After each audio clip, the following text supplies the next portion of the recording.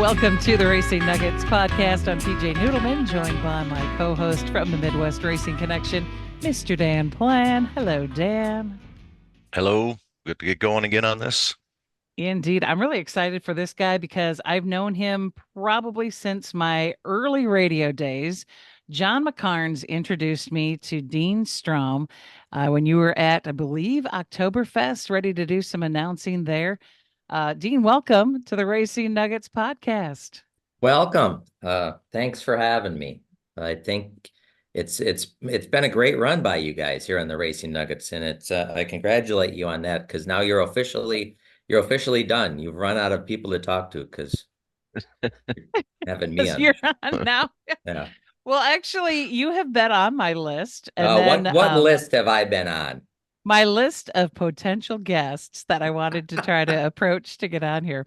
So anyway, I had you on the list, and then when I had Dick Johnson on, he had also mentioned that you would make a great guest. So I just decided to go ahead and just pull the trigger on it and get you on here. So thank you. I do want to start first by saying congrats. You did the Boston Marathon with your pedal or hand pedal, or what is it? A hand pedal, hand cart, Hand cycle. hand cycle. Hand cycle. Yep. Oh I my did that. goodness. That was on April 15th. That was my first Boston that I had done.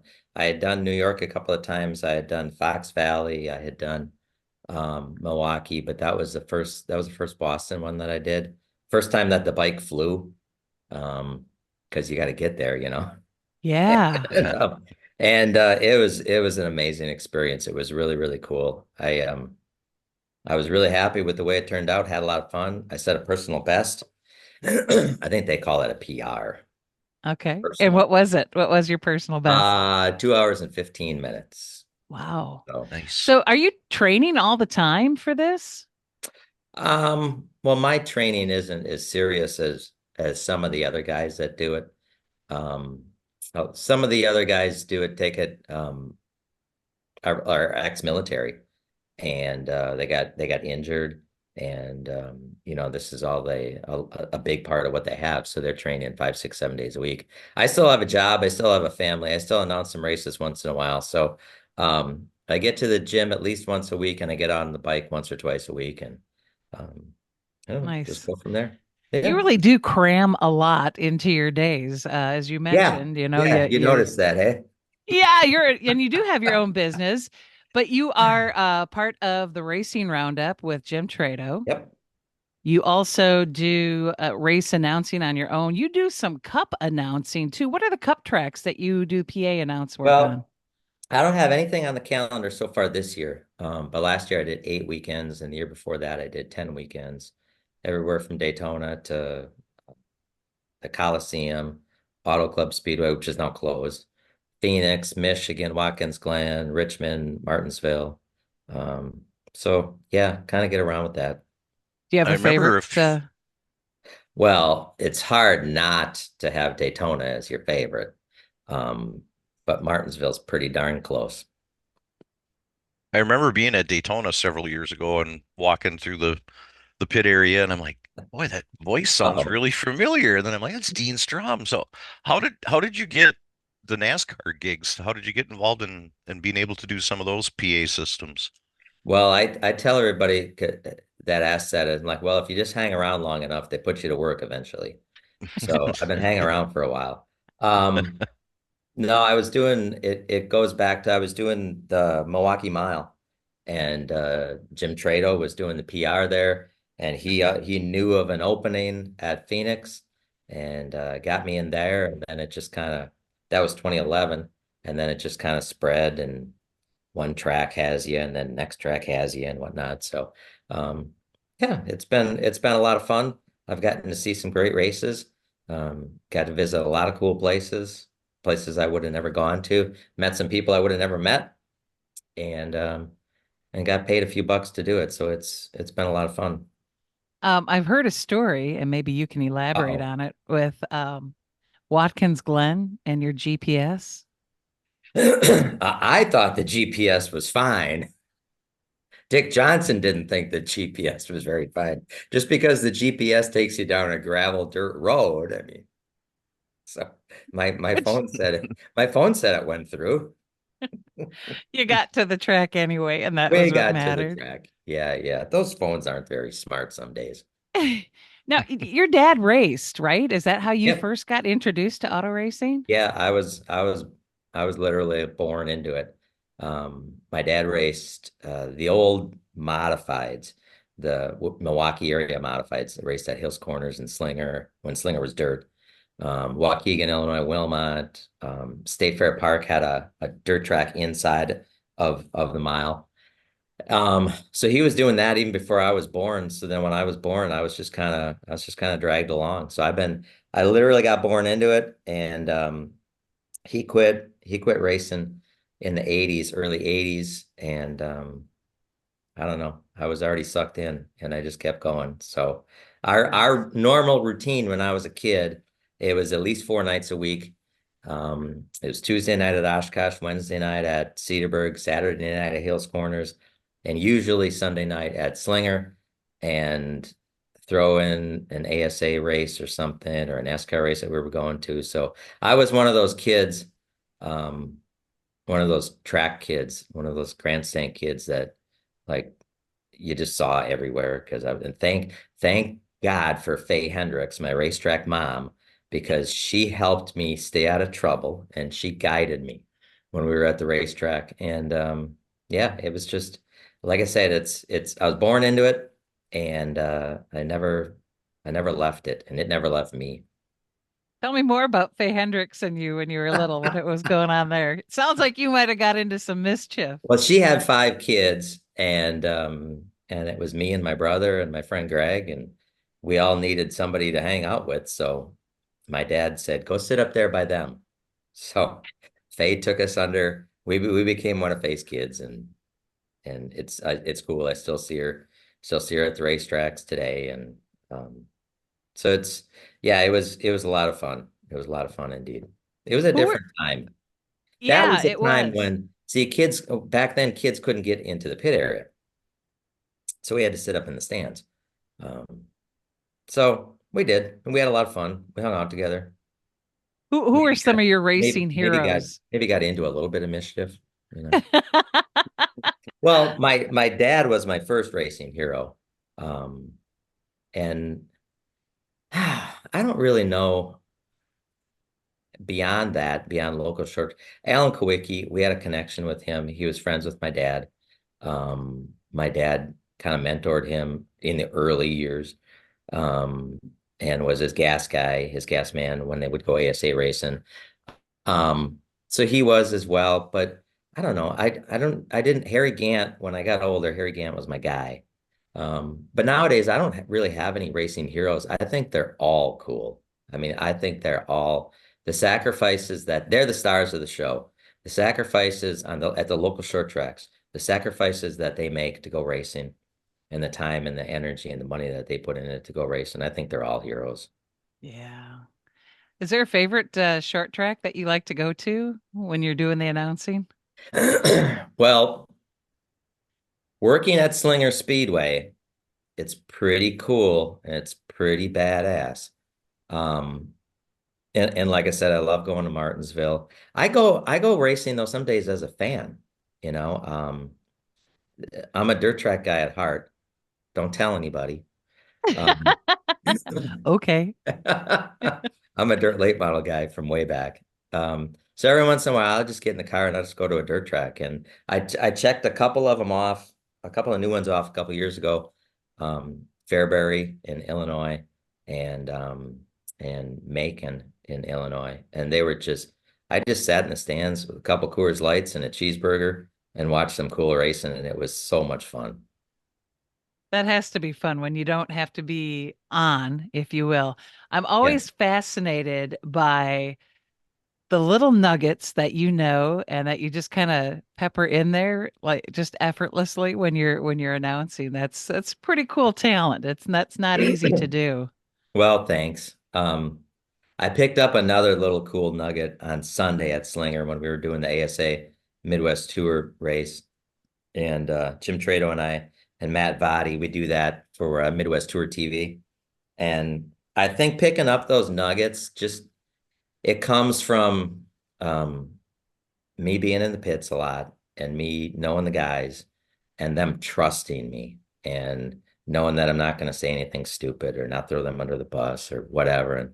Um, and then I just talk to him and just hang out, and I got a nugget on Nick Egan that he was because he was from Slinger, and I think he grew up in Slinger, and I think he thought it was cool that I knew he grew up in Slinger and that I knew that the Owls were the mascot for the Slinger High School. And then he proceeded to just open up like a book and said, "Do you know I was the mascot back in junior high?" It's like, well, all right. There's a good nugget. And I didn't even have to try. I just had to talk to him. But I think that comes from just me being around a lot and the drivers and the crew members and owners and just trusting me and having respect for me.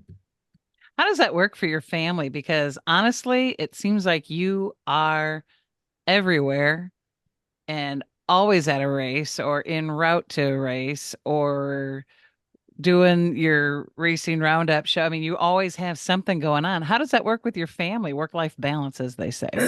Well, I think it's pretty good. I have a really patient family. I was a few years ago, I wanted to slow down and I was going to quit doing Slinger. And I only told a couple of people that I was going to quit. And my wife was one of them. And we had a rain out on a Sunday night. And so I was home and I was parked in front of my chair with the remote control, trying to find something to watch. And my daughter was on the couch doing homework, and my wife was folding laundry. And she looked at me and she said, "Just so you know, this is what happens on Sunday nights." And I said, "Oh, okay." I didn't quit. That's So, funny. but she's really supportive. They both are. They're really supportive, and they know it's what I like doing. And so it's I've missed. We have worked some family vacations into racing. We've worked some family vacations around my schedule. Um, so they've been really flexible and really patient with me there. But again, I think it's just they're understanding and they know that this is what I love doing. And I'm friends with you on Facebook, so I think your daughter just graduated from college. She's fixing to Okay. in let's see, about 3 weeks. Wow. I know, crazy. From the Yeah. University of Wisconsin Eau Claire, the Blue And Gold, what did which she? is That's a near which is me. a made up name and a made up mascot, by the way, since we're on the It's topic just of north of where we live. So it. I'm familiar with where that is. What is she majoring in? Journalism. Well, look at there, I apple and know, right? tree. Yeah, I was a mass comm major. My wife was a journalism major, and she ended up in journalism. So, and Go neither one of figure. us are full time. Neither one of us are our full time jobs are have anything to do with journalism. Oh, So, those are kind of hard to pay the bills these days anyway. You almost got to Yeah. pick up extra stuff.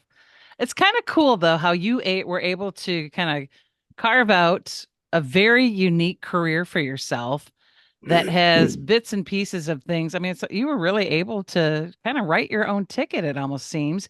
Was that a lot of hard work for you to do through networking, or did that just come easy to you to be able to just talk to people and help open up those doors? well, I think it's multifold. It's not my full-time job. I'm a full-time financial advisor, and I do racetrack announcing and the stream service for Midwest Tour, and I do the Racing Roundup show with Jim. That's kind of as a sidelight. So it helps that I don't have the pressure to make it my full-time living. But I don't know. I just like I said, I was just in the right place at the right time. I think I credit it to having somebody that you got to work hard and you got to know what you're doing, and you have to put in the time, right? With anything. But then you just need somebody to give you a chance and believe in you. And for me, that guy was Jim Trado. And he I was announcing at short tracks at Hills Corner Speedway. I was Manitowoc Speedway. I was announcing at short tracks, doing some IRA sprint car racing announcing. So I was doing that, But then he was the one who believed in me and gave me a chance at the Milwaukee Mile, and then gave me a chance at Phoenix, and it just kind of grew from there. So he was the guy who helped me with the PA announcing, and then the guy who helped me with the where we met um, through the PR, because I was a PR director for the NASCAR Midwest Tour, which was, what was it, the ReMax Challenge Series, and then it was the International Truck Engine and Floor Sweeper something series. Items. Um, yeah, that was a mouthful. Try writing that one as a press release. Um, Yeah. so I was the PR director for that series for a number of years, and the guy who believed in me and gave me a chance there was John McCarnes. And so you got to put in the time, you got to work hard. So in a sense, yes, you're writing your own ticket, but you still have to have a chance. You have to have an opportunity, and you have to have somebody give you Hmm. that opportunity. And those are two guys that were very instrumental in giving me an opportunity. And then you got to make sure you don't screw it up. Right. Talk a little bit about John McCarnes. I mean, he is such a huge figure in this sport. I mean, he really left an indelible mark on auto Yep. racing, specifically in Wisconsin, but really in the Midwest. Talk a little bit about what that was like working closely with him. So I was before that, before 1998, when NASCAR purchased the Arco Challenge Series, I was working for the Midwest Racing News, Dan, MRN. MRN. Um, the same guy that owned the Midwest Racing News also owned the Hills Corner Speedway. So when we combined the two jobs, I was selling ads for the Midwest Racing News, and I was doing PR for the Hills Corner Speedway. So between the two, that was a full-time job. And because of that, I got to meet John McCarnes, because I mean, he was our biggest advertiser in the race paper. Um, he was barnstorming the country, or barnstorming the upper Midwest, putting on shows. Um, and just got to meet him and got to know him. And like I said, I liked him. We always would just we would always have a booth at his trade shows, his auctions and trade shows, which have carried on now with Greg. And we'd always have a booth, and Sue would always come over and tell me a couple of dirty jokes, inappropriate jokes. And I don't know, we just hit it off, and I guess he trusted me and liked me and believed in me. Very grateful. Yeah. He was a really cool guy. He was a really cool guy. What is one of the funniest stories over your career that still sticks with you yet today that you'll find yourself just sort of chuckling thinking about it yet today? That I think is funny, or that other people thought were funny? Either or. Well, when I was today, I was thinking about some of the things that we've done, and thinking that you might ask something like this. When I was working for the ReMax Challenge Series as the PR guy, they left me at the racetrack once in the south side of Chicago. Oh boy. Yeah, yeah, it wasn't. I didn't think it was funny. They all thought it was funny though. Um, there was for like 2 years. I don't know if you remember. This was before they built Joliet. They had a racetrack at an old horse track in Chicago, and it was a mile track, and it wasn't good, and it wasn't well received, and that's why it only lasted like 2 years. But we raced there. The series raced there, so we'd all carpool together from the hotel. And I went back to after the race. I went back to the media center, and I'm filing my story, and I'm doing my box score, and I'm doing everything, updating the website, doing all this stuff. I packed up all my stuff, and I walked out, and everybody was gone. So, so I went back inside, and there was a guy from NASCAR.com that was there. And I said, dude, can you give me a ride? They left me. He thought it was funny. And then when I got to the hotel, all the other officials were having a pizza party in the lobby, and they left one piece of pizza for me, and they thought it was funny. At the time, I didn't think it was too funny, but now I think it's pretty funny. Yeah, I don't think I would have laughed too much at that. Being left. Especially, was that before cell phones or no? Did you have a It cell was phone? um probably Yeah. yes, I did. Flip phone. Okay. Because I called them. I called. it was either Bob Frederickson or Clem Drossi, and I called them. I'm like, where are you? And it got really quiet on the other end of the phone. You're like, uh, where are you? I think I I think I've seen pictures of that track, and wasn't it like right in town too? It Like was you right weren't out in in the middle of a town. field any. Nope. Yeah. It was right on the south side of Chicago. It was right in town. And yeah, it was just it was a really bad idea. It was an armpit, really, is Yeah. probably Yeah. a good way to Yeah. put it. Yeah. Mhm. Did you go to all of the items ReMax races back in the day? Back in the day, yep, from 98. And I'd have to, I don't know, Dan, maybe you know, did it end in 06, 2006?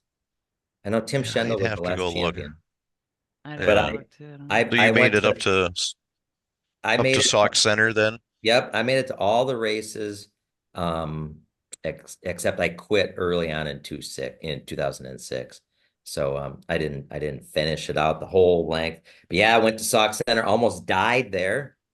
Um, there was a bad rainstorm with Yeah, I tornadoes think and it got stuff. postponed until Sunday afternoon, Saturday I think. afternoon. Yeah, it was a Friday Yeah. night Oh, show, and and it got postponed until Saturday afternoon. And I had to go home. I actually, now that you say that, yeah, I left that one early because I had to go home and work at Hills Corners. But we we were huddled up in a tech shed or something, and somebody had a radio, and they said there's tornadoes here, there, and there, and I didn't know where that was. We found out the next day it was just down the road. wow. It's just memorable stories. Not funny, but memorable. Yeah. Oh, we know now that you mentioned that, and the statute of limitations is up on this, right? Sure. Yeah. We Nin- won't tell anybody anyway. 1998, the series director was John Covan, and we went out at night. A whole bunch of the officials, John and a whole bunch of the officials, and somebody else was driving the car, dropped John off and dropped us off at the front door of the hotel when we were coming back, and parked the car in the bushes. And the next morning, Covan came out to, how the hell did I do that? I don't know. When you let a bunch of juvenile guys out and about, Yeah. put a I couple. noticed is that your friend behind you there, Captain Morgan? Over your That's shoulder there? that's a palm tree and a Captain Morgan statue. Yeah. Is Captain Is Morgan that in what's your in the cup cup? too? Yeah, that was No, my there's question. water in the cup. I don't drink I Sure. don't drink Captains. That's my No, wife's drink of choice. I see. I see. So So I bought this palm tree. is that a real one or a metal one? No, it's a It's metal one. metal. It's like Okay. that art stuff. Oh I yeah. bought it online and I thought it was going to be bigger than it was. And then when we got it, and I was like, well, that's kind of puny. That isn't really what I was planning on. And then we couldn't return it. The lady that we bought it from online, like couldn't get a hold of her or something. So then I'm like, well, I got to find something to go with the palm tree. So then I found this Captain Morgan statue, and I think he fits well with the palm tree. He does. I'd like to say that you might have a career as an interior designer, but I don't think I really want to say that. I don't need another It's, job. PJ, I'm good. I'm good. I think it's like a Uh, version of Feng Shui. Dean Shui. Dean What it Shui, is. yes. hey, is there a track that is on your bucket list that you haven't been to yet? Um, yes. I want to get to Knoxville. I haven't been there. Um, I want to get to I want to get back to Eldora. I've been to Eldora before, but I was a kid and I haven't been there in a long time. I want to see it again. Want to get to Deer Creek. Haven't been there.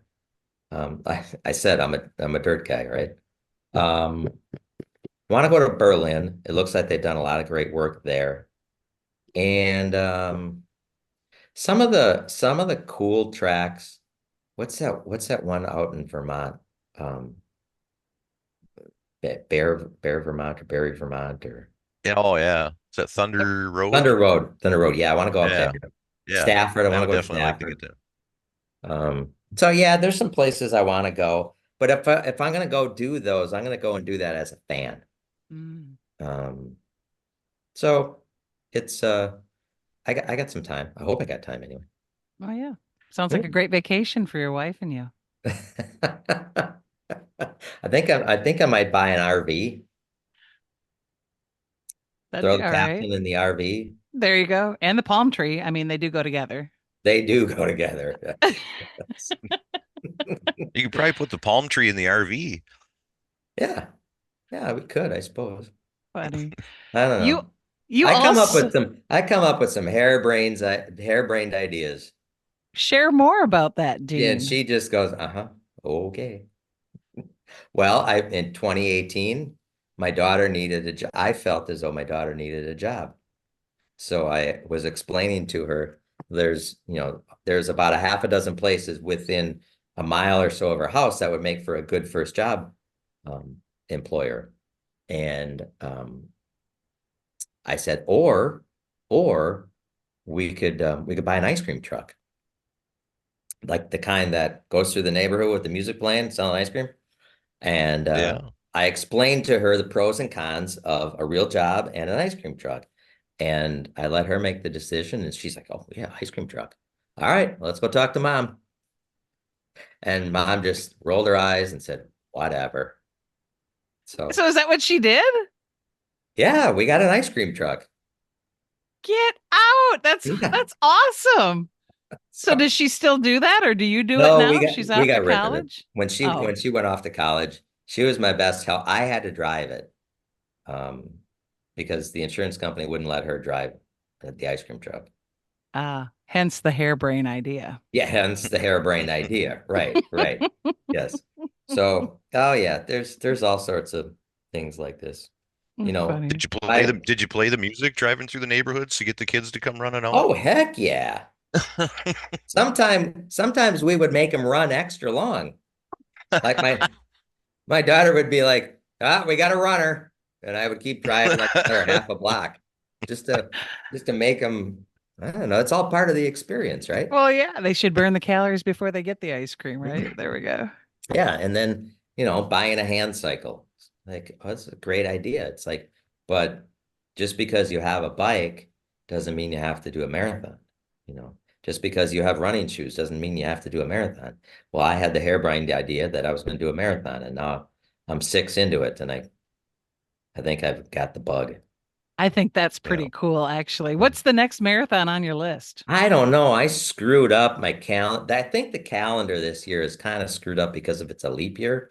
The Chicago Marathon has always been on fest weekend.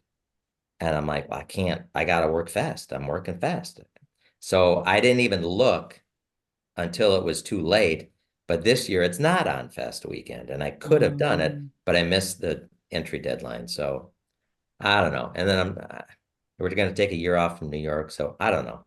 I tried to do the London Marathon, and it turns out that they don't have a hand cycle division. Mm. So I don't know where my next marathon's going to be. Have you ever done Ragbra in Iowa?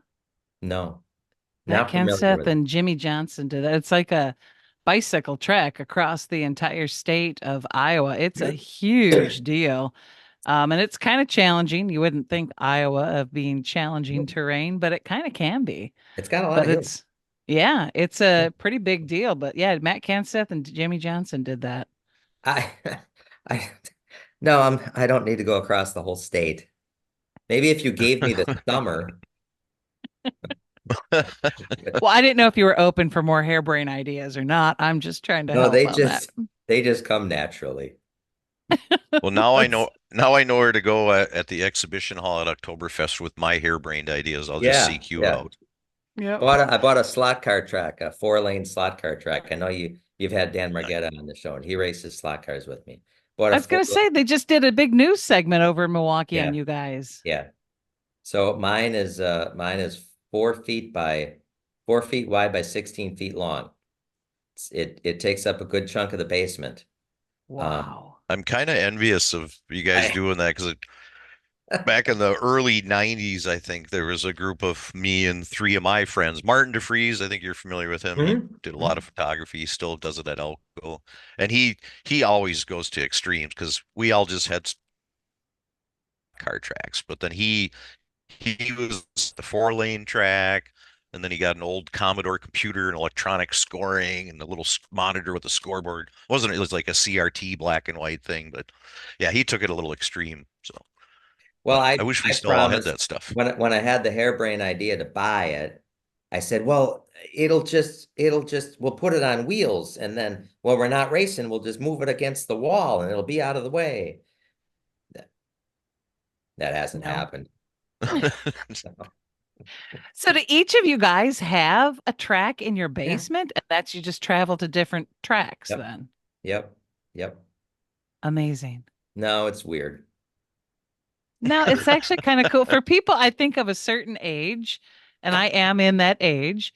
That is kind of a cool throwback thing. I mean, we had a little slot car track like that, that usually one of the cars would go flying off into Yeah. the wilderness. But Yeah. yeah, I mean that's kind of cool. I mean, when I saw that story, I thought that was pretty awesome. And then I heard you kind of smarting off to Dan in the video too, which is hilarious.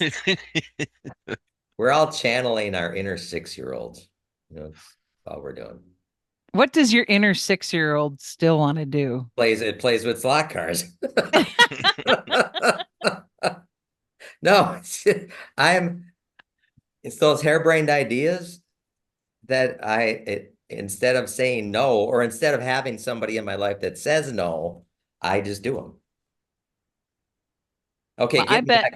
getting back to the captain here, okay? Okay. Um, I drove 15 hours to get the captain. Where was the captain? Missouri. Oh, Would you buy it on eBay or what? I bought it through eBay, and the guy wouldn't ship it because he's like, I've never shipped one of these before. I don't know how to do it, how much it's going to cost, whatever. If you want it, you got to come pick it up. So I Wow. did. Did you at See, least make a vacation out TJ, of it or? this is how my brain works. Okay. It's not I'm gonna quite. save so much on shipping if I just drive there. No. Oh Yeah, my but goodness. this is just a day in the life of Dean Strom. Wow. All right. So what's been one of your biggest harebrained ideas that turned out to be pretty freaking awesome? Well, I think the captain is pretty awesome. Um, the the ice cream truck had its moments. Um, if you want a business idea, you need to buy an old dilapidated ice cream truck and fix it up because you could sell those puppies.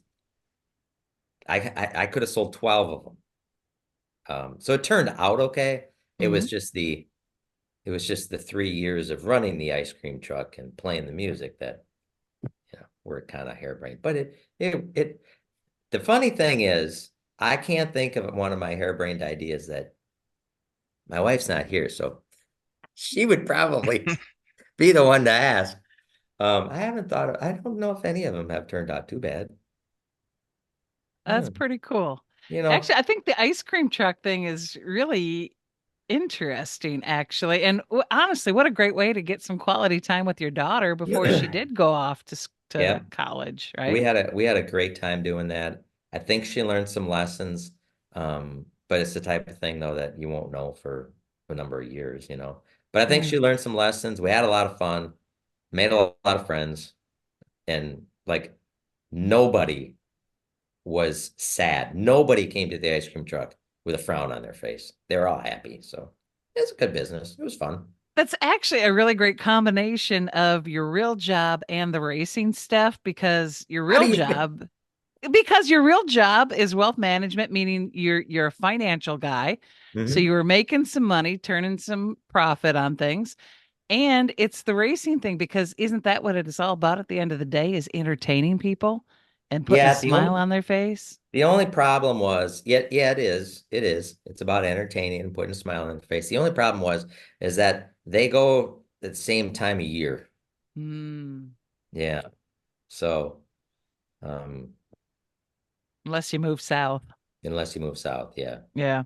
I'm not Speaking fun. of South, I was going to ask you that because you do get around, you go to a lot of races. If you had to kind of name some of the biggest differences between racing in the North and racing in the South, what would you say? Um, it's not going to be anything earth-shattering because other people have said it, but it's the amount of respect that the racers have for each other. Um, but even up here, I think that's it's starting to not be what it used to, which I think is sad. Um, I don't know. There's car count up here is better. Um, I mean, obviously at the Snowball Derby when there's 65 cars, I mean that's good, right? But for a weekly show, car count seems to be better in the Midwest. Um, I just think the way that they race, um, there's yeah, I still think they up here in the Midwest they have more respect for each other. The Yeah. racers do than they do in other parts of the country. I would actually agree with that too. I Yeah, was just yeah. curious if you had the same opinion. But that, when I would do the NASCAR announcing, I especially the last couple of years, I always made sure that I would go and do something while I was there. So I'd always take the first flight out that I could get. So I'd get in early and I could always go do something. And sometimes that was going to a racetrack just to, again, just watch and chill and have fun.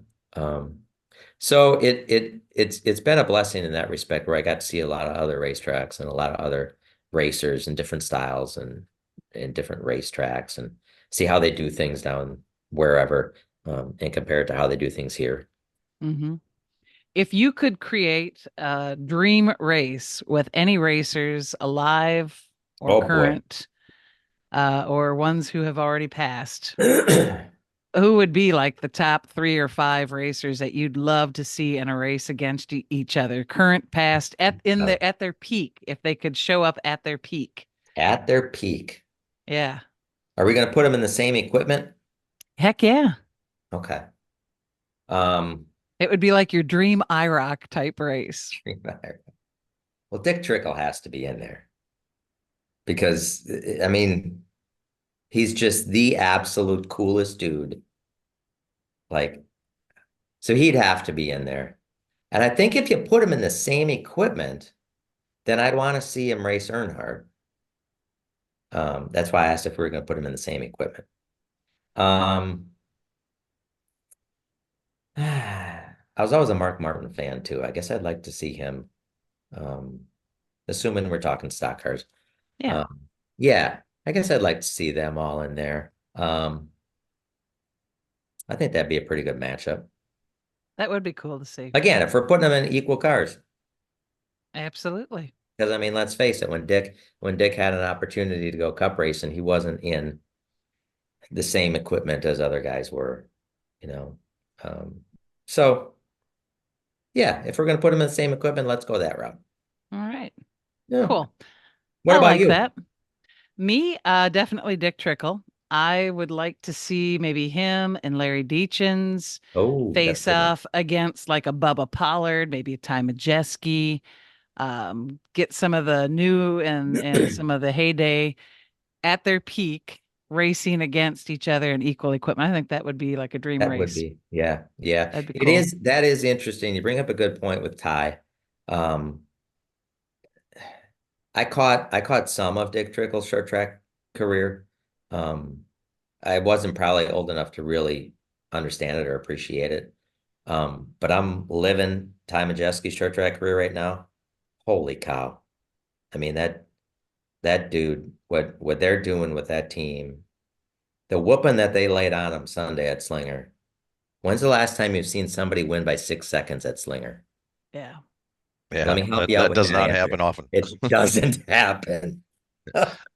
Um, Yeah, so that's you bring up that's a good point. We should probably throw Ty in the mix too. When you talk Uh, about Trickle, that's one of the things that, I was probably in my late teens when I remember him coming up to Elko and everybody would cheer and go crazy for him. And then for a number of years, my dad had to work weekends and we were going to lacrosse on Wednesdays. And I remember like he blew up in the fast dash or whatever. And everybody was cheering that he crashed. And I looked at my dad, I'm like, what is wrong with these people? And he goes, he wins too much. I'm like, Yep. what? How can you win too much? Right? But there was a group of people that didn't like him because he won too much. It just seemed weird to me. Yeah. Ty is starting to get some booze too. And I Yeah. think oh yeah. that's what it is. You mentioned Trickle. It in my job at when I was working for the ReMax Challenge series, that it seemed like every Dick would come in and get paid to come in and run a race or two just about every year. And we were at Elko and Dick got paid to come in and run a race and they were pitted we were all pitted in the infield and the series trailer was in the infield and it was in the morning and Dick couldn't find a cup of coffee and Dick was he was having problems. So he comes over by the trailer, the hauler, our series trailer, and we had a coffee pot. And Liz Fredrickson I'm standing there and she's making coffee for Dick. And Dick says, whoa, whoa, whoa, whoa, whoa. Hey, just because I drink it all day doesn't mean I like it strong. And I'm just like, my God, I'm coffee clutching with Dick Trickle. This is so cool. Um, just things like that. That one just popped into my head when we were talking about Dick. But yeah, He really was a character, oh wasn't my he? God. Yeah. I think everybody that is anybody in racing has a Dick Trickle story, right? I mean, that's the calling card to kind of show that you've been around if you've got a Dick Trickle story, right? Yep. Yep. Pretty He was cool. something else. So, what is the next big thing on your agenda that you are most looking forward to? Um, that's a good question. Um, I'm really having fun with this Midwest Tour TV. I think we're really putting out I, I hate saying this because it makes me sound arrogant and I'm not. Um, but I think we're really putting out a good product and I'm really having fun with it, working with Jim and Matt Vadi and the whole gang. It's a lot of fun. I really look forward to going to those races. The next one is Madison on May 5th. Um, Other than that, I don't know. I think I might be slowing down. I'm not sure. So I don't I buy know. that one I, bit. Mm-mm. I know, right? But I'm really having fun with that. That's really cool. The whole Midwest Tour TV, and that goes to the vision that Greg McCarn's had. When the streaming thing came in after or during the pandemic, um, and it really exploded. Greg didn't want to use the track announcers on the stream. He didn't want the track announcers are trying to sell concession stand and this and that, or concessions items and this and that and the other thing. And the guy at home's going, I don't need to buy a hot dog. I'm good. So he wanted them completely separate. So that's how we ended up with Midwest Tour TV. And to see to see how far it's come in those, we're now in our fourth year. I'm really proud of that, and I just look forward to going to every race again. It's really pretty cool. The guy, the guy that is our producer, director, chief, when he was at the first race that we did, he had never done a race before. He didn't know racing at all, and Wow. he has learned so much and come so far and you add that to his technical expertise. um I think it's really grown and I'm really proud of that, so I like going to those races. Other than that, what's on the um opening day of fishing is coming up. I'm looking forward to that. Are you a big Fisher person? I love fishing. Love I fishing. did not know that. I'm not real good at it, but I love fishing. Yeah. Nice. Uh-huh. What do you like to try to go after as you're fishing? Largemouth bass. Ah, okay. Mm-hmm. And are Hmm. you catch and release or fry in the pan? Oh, catch and release Okay. all day long. Yeah. I've never Nice. eaten a bass. Okay. Where do you normally go fishing? I'm fortunate enough that I have three lakes right here, within a stone's throw of me. We don't live on a lake, but I Mhm. live within a couple miles of three different launches that I can go to here in Muskego. So we're in southeastern Wisconsin. We're about 20 minutes, 25 minutes southwest of Milwaukee. So have a lot of good inland lakes to go to. So yeah, that's any chance I get. That's what I like doing. Like I said, I'm not real good at it, but I like doing it. Just relaxing for you? Well, it is right up until it gets frustrating. Okay. Oh, so it's like golf. Yes, yes. I quit that game. I quit that game right in the middle of a round. I'm like, I'm done. This is stupid. Never Yeah, want. I'm the divot queen. I've only really golfed a few times, and all I've done is tick off the golf course owners. So that's not for me either. But we really appreciate you coming on the show, Dean. And this episode will actually drop after the Madison date. It will All be right. out on Tuesday, May the 7th. And appreciate you taking time to record with us. I love your interior design ideas. And The other idea I put a kibosh on was because we have a palm tree in the captain that we needed to make. This is the sunroom I'm in of our house. It was supposed to. We were going to make it a beach with real oh, sand. Oh. And I'm well, like, no, I don't think we should do that. That wouldn't be a good idea. you're thinking on that one. That was Yeah, probably that good wasn't not even to. my harebrained idea. That was my wife's harebrained idea. And I had to, like, how are we going to keep the sand in the sunroom? You two were made for each other, I can already tell. Well, thank you again. We really appreciate you coming on the Racing Nuggets podcast and wish you all the best the rest of this race season. Thank you. I'm sure if I don't see you beforehand, I'll see the two of you at Fest, and we can have a Coors Light. Sounds good. Nice. I'm All right. planning to go to Madison, so I'll be there. I You have make it to up to I have to work that one, so I won't have a Coors Light. What was Oh, that, Dan? I said if you make it up to Deer Creek, let me know. That's not too far for me. I can meet you there for a Coors Light. All right. All right. Sounds good. Maybe I'll make it to Cedar Lake too. Um, that's a good one. Yeah. I got a reserved box seat there so we could set you up good there. Ooh. ooh. Ooh. The corporate suite. All He's right. fancy like that. Yeah. All right. All right. Thank you so Don't, much, don't Dean. hey, don't let your mouth write a check that corporate box can't cash. Oh no. We All got it's right. been my dad's had it for I don't know 15 years and then I took over the payments on it like 5 years ago. So we got it. Okay. All You got right. an in. You've got an in there now. Hilarious. Well, have a great night, Dean. Thank you Thanks, again guys. so much. Thanks, Dean. Take care. Bye. Bye.